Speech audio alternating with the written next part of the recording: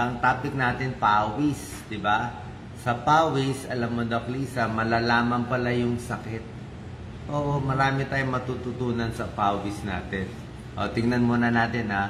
May dalawang klaseng sweat glands tayo. Kala nyo isa lang ang gumagawa ng pawis. Dalawang klaseng sweat glands. Papakita natin ang dalawang sweat glands. Yan.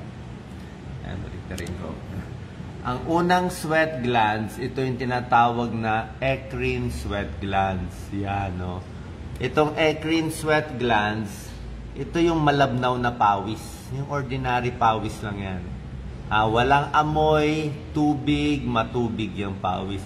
Pero merong maamoy at mas mabahong sweat glands. Ito yung apocrine. Baka nasobrahan tayo ng apocrine. Kita mo yan, masyadong kulubot to.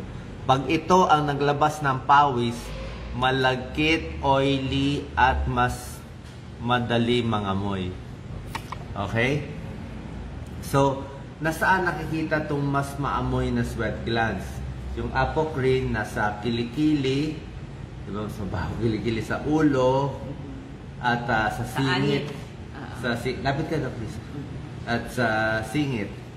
So, pag tayo ay nag-exercise lang, naglalakad lang, walang stress, yung isang sweat glands na pinakita ko, eccrine sweat glands, wala ganong amoy. Pag masaya tayo, kita mo, walang amoy. Diba? Walang amoy yung pawis eh. Masaya tayo eh. Pero, pag kayo ay nai-stress, diba? May trouble.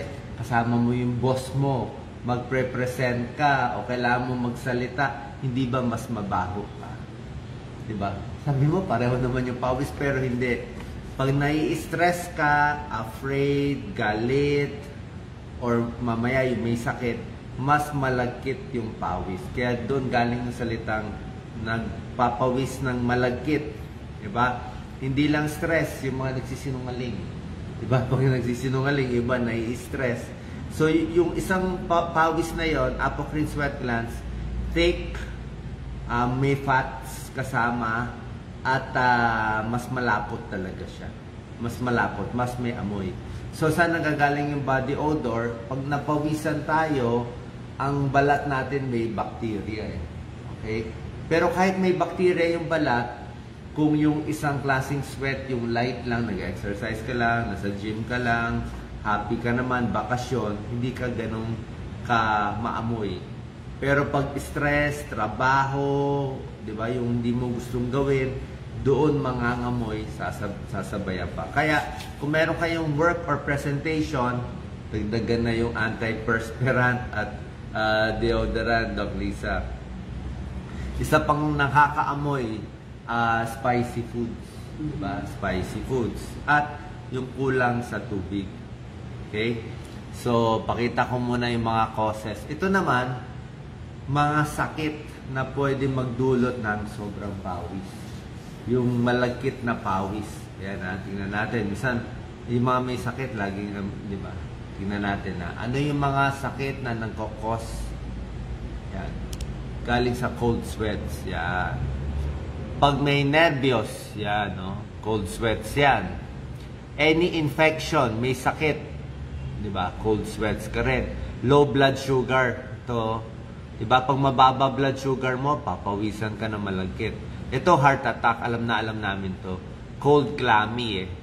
Cold, malamig ang kamay, parang yung malamig na isda, di ba? Parang ganoon eh, cold, clammy, and sweaty.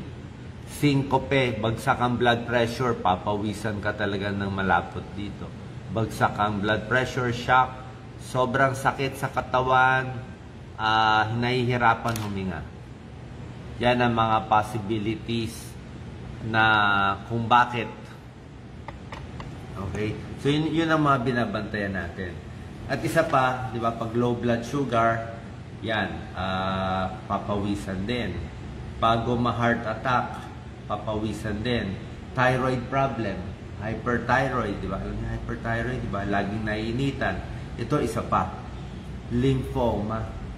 Isang klaseng cancer sa kulani, for some reason, pinapawisan yung mga taong may lymphoma. Nilalagnat. Pag nilalagnat, di ba, pinapawisan din tayo. At, ito Doc Lisa, tips mo, menopause. tsaka pregnant. Bakit nga menopause and pregnant pinapawisan? Bumababa na kasi yung estrogen nila. So, mas pawisin sila. Kaya nga minsan kahit hating gabi, lahat giniginaw na siya, pawis na pawis. So, laging magdala ng pamaypay. So, pag sa gabi, mas pawis. Anytime of the day, bigla ka na lang papawisan. Ayan na. Hot flashes ang Hot tawag. flashes. May papakita ko dito. Night sweats. Oh, night sweats. Yan ang night sweats. So, pag sa gabi, pinapawisan, hormonal imbalance, menopause, pregnant, nervyos sa gabi, infection, baka mga TB, pwede rin, di ba? Nilalagnat sa hapon. So, yan ang mga causes ng night sweats. So, actually, may test yun eh. May isang pag-aaral, ginawa sa abroad, kalahating grupo, pinapanood ng masayang video, tapos pinapaamoy sila. Sabi nila, mas mabango amoy basta happy video. Yung kabila naman, horror, nakakatakot na video, pinaamoy, mas maamoy yung mga taong nakanood ng horror, very stressful na bagay.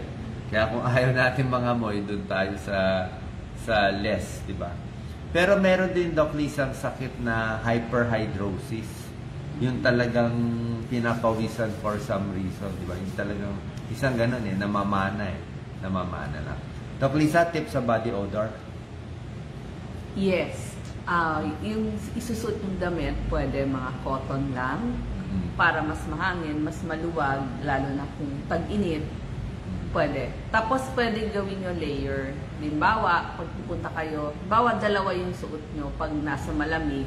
Tapos pag lalabas kayo, naiinitan na, yung mabilis tanggalin yung ibabaw. So yun yung tinatawag na layering. Pwede ho kayong laging magdala ng pamaypay. Tapos, pwede ho kayong magpulbos, yung mga baby powder, cornstarch, para hindi kayo magkaroon ng mga rashes. Pero may tulong naman talaga yung mga antiperspirant, yes, antiperspirant, deodorant. Oo, may tulong. Antiperspirant, ako nga tawas para lang hindi magpawis. Yung deodorant, para lang mamask yung amoy. Mas mabango. Damihan ng inom ng tubig para at least mas liquid, di ba? Yes. Damihan ng inom ng tubig. Wag masyadong spicy yung kinakain. Diba? Masyadong oily, masyadong spicy, nakakaamoy din. Tapos pwede kayong malalamig na inumin. Tapos kung may meeting kayo, sa hapon na lang yung meeting. Baka mamaya sa umaga pa kayo lalabas. Sa umaga may labas sa araw, ay papawisan. Relax muna. Less coffee. Kasi mainit yung mga coffee at tsaa. Hindi ba? Tapos, ang isang tip, medyo maselan pwede ka naman maghugas ng kilikili twice, di ba? Sa umaga, di ba, tinuro ko na sa inyo, di ba, apocrine sweat glands, kaya nga mas mabaho yung pawis ng kilikili, ibang glands ang itsura, yung parang kulot-kulot So, ang gagawin nyo, pwede ka maghugas ng kilikili sa tanghali o sa hapon, at least, di ba? Or magpapalit pa ng bago. Tapos may mga tao, sobrang pawisin ng kamay. Talagang tumutulo ang kamay at saka yung paa sa pawis. Yun nga po, kapag ninenervyos kayo, yun yung doon masyadong pawis. So, mag-relax. So, gumawa kayo ng paraan para ma-relax yung isip nyo, tsaka yung katawan nyo. Mas less yung pawis. May lumapit din sa akin patient noon, yung bukod dun sa pawisin ng kamay. Sabi niya, Doc, paano kaya yung ulo ko, yung anit ko? Talagang ginagawa niya, nag-hot na lang siya kasi maamoy daw lagi yung kanyang buhok. Actually, meron na ngayong mga shampoo, mahal nga lang, mga powder shampoo, pwede nyo ilagay doon sa anit nyo. Pero kung hindi nyo mahanap yun, kasi doon lang yung sa mamahali ng mga department store, pwede nyo gamitin yung shampoo at conditioner na mas mabango. So, yun yung gagamitin ninyo. Tapos, mas shorter yung hair para laging nahahanginan. Yung hot kasi lalong mag-iinit makukulong siya. So, siguro, ligo na lang everyday para yung amoy hindi ganun kaamoy. So, tiis tayo sa amoy, Doc Lisa. Hindi lang kamay, hindi lang sa ulo, pati sa Anit, paa din. oo. Kaya pag sa paa, pwede magtsinelas. Sandals, baon ng extra socks, kung hindi pwede open shoes. Sinasabi ko nga sa tanghali, magdala kayo ng extra na medyas. Tapos, lagyan nyo ng Foot cornstarch or foot powder. Marami pong nabibili sa malalaking mga drugstore, yung foot powder, Fisan foot powder, ilagay nyo dun sa Kung paa rubber nyo. shoes man, pwede mo gawin medyo maluwag yung tali para mas hangin-hangin. May rubber shoes na mas mahangin. At ito, hindi ko pinapayo sa mga empleyado, pero kung magtatanggal kayo ng sapatos, mas mahangin din yun. Yes, lagyan nyo na lang harang yung table Huwag nyo nyo. sinabi ko yun. Anyway, yun ang mga normal. Pero tulad na sinabi ko, pag laging pinapawisan at maamoy, check nyo low blood sugar, baka may heart problem, hyperthyroid, may nakita akong comment, lymphoma, cancer, fever, menopause, o baka pregnant. Yung Yun kidney din. problems din, di ba yung Oo, ibang amoy. Oo. meron ding amoy yung pawis Pag mataas nila, ang creatinine, o paano ko ba sasabihin? Medyo nangangamoy, Senyales din po yun. basta may amoy sa kidney problem. Ayoko na nasabihin. Tapos, bago ma-heat stroke sa mainit na lugar, una, mapapawisan ka. Oras na mawala na ang pawis mo sa ilalim ng araw, masamang senyalis yon. Kasi heat stroke na yon.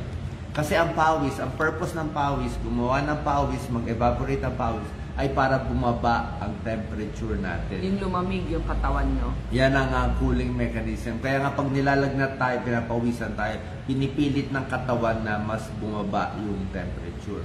Tip ko nga sa may lagnat, uminom ng maraming tubig para pag inihi mo yung init, yan, bababa temperature. Kaya pag pinapawisan, ganun din. Pakita ko lang ulit to para makilala nyo itong sweat glands na to. Yan Tulad na sinabi ko, yung eccrine sweat glands, ito yung walang amoy. Yan. Itong apocrine na parang kulot-kulot, dyan tayo mga ngamoy. Tapos, ito, Doc Lisa, 7 natural ways to distress. Yan, di ba? Gusto natin yan. Relax, meditate, makinig lang sa music, maligo, magsulat, isulat, ikwento, ilabas, wag mag-bash na iba tao, ilabas. Mag-art, mag-drawing, yan, inom-inom lang sa tabi-tabi. Okay? Final tips, Doc Lisa, sa pawis. Yes, oo. May nag-comment, thank you Fisan or Milku. Yes, correct po. Pwede din. Fisan. Nabibili po yan sa mga drugstore. May- Fisan foot powder or Milku foot May isa powder. pang problema, yung Miliaria rubra. Prickly heat o bungang araw. Yan, pawis din yan.